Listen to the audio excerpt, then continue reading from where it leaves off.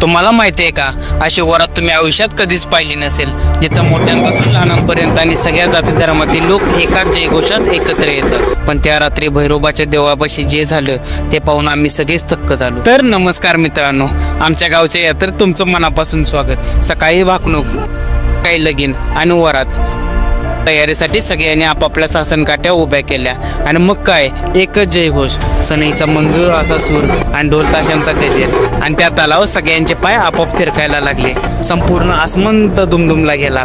देवाची पालखी बाहेर आली आणि तसंच दर्शनासाठी अक्षरशः झुंबड लागली आणि तेवढ्यात अश्वमेध आपला मागं कसा राहील तोही ढोलांच्या तालावर नाचायला लागला. रात्र गडद होत होती पण वरातीचा उत्साह मात्र अजूनच वाढत होता. आणि मग भैरोबाच्या देवापाशी अचानक सगळ्या काठ्या एकमेकात गुंतल्या. क्षणभर वाटलं आता काय होणार, पण त्यांचा जोर कमी होणं तर दूरच, उलट जयघोष अजून वाढला. शेवटी सगळ्या काठ्यांनी देवाला येडा काढला आणि पुन्हा आपल्या जागी येऊन परत आल्या. त्या क्षणी अंगावर अक्षरशः शहारे आलते. नाचणाऱ्यांचा जोश अजूनही कमी होत नव्हता आणि त्यातूनच वाट काढत आम्ही पुढं आलो.